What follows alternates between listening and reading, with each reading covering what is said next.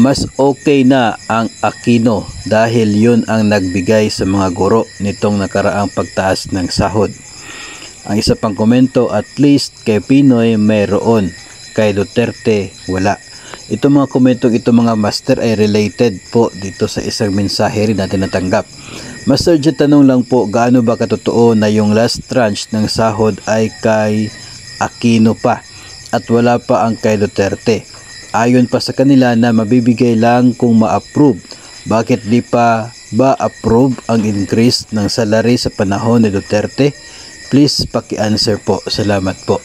Okay, gusto lamang po nating i-remind yung lahat na ito pong fourth tranche na natin ngayong taong 2023 ay part na po ito doon sa salary increase sa isang batas na nilagdaan ni Pangulong Rodrigo Duterte. Yun pong salary increase sa panahon ni dating Pangulong Benigno Aquino, Noynoy Aquino, ay nagtapos po noong taong 2019.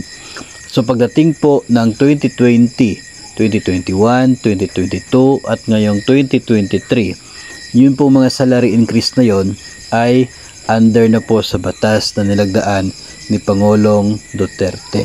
So hindi po totoo na hindi pa implemented yung salary increase under the Duterte administration, at lalong hindi po totoo na sakop pa sa batas or executive order ni Pangulong Aquino itong huling tranche ng increase na atin pong nararanasan ngayong taong 2023. Ang Salary Standardization Law 5 or Republic Act 11466, ito po yung batas na nilagdaan ni Pangulong Duterte at noon pong 2020 ang first tranche ng nasabi pong salary increase.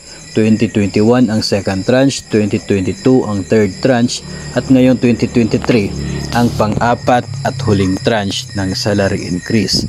So baka po ay nakalimutan ng iba na ito pong ating natanggap ngayon ay ito na po yung huli na salary increase sa isa pong batas na nilagdaan ni Pangulong Duterte.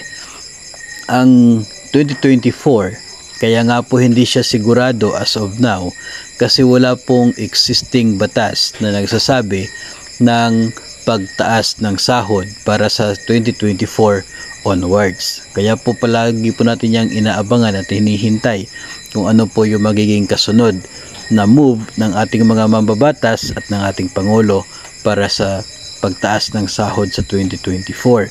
Kasi nga ngayong 2023 ito na po yung huli. Huli na po ito na salary increase doon po sa panahon ni Pangulong Duterte. So sana po ay na-remind natin itong mga sources ng iba't iba pong komento at mensahe na para bang nakalimutan nila na under the Duterte administration na itong atin pong tinatanggap na sahod ngayon under the Salary Standardization Law 5. Yung dalawang nagdaang administration, dalawa pong pagkakataon, ang dalawa pong uri ng salary increase yung nangyari.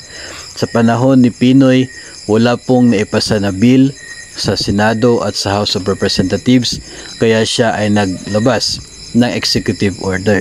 Sa panahon naman ni Pangulong Duterte ay nakapagpasa ng batas for salary increase ang mga senador at mga kongresista, kaya mayroon siyang nilagdaan na batas na isa pong Republic Act 11466. So yun po, ngayong panahon ni Pangulong Marcos, kasi wala pa naman pong naipasa na bills, na approve na bills ang mga kongresista at mga senador, if ever magkaroon po ng increase sa susunod na taon at manatiling walang maipasa na bill, walang ma-approve na bill, itong mga mambabatas, ay posibleng sa pamamagitan ng executive order yung mangyayari po dyan. Yun po ating aabangan sa mga susunod na linggo o kaya ay mga buwan kung ano po yung mangyayari pagdating sa 2024.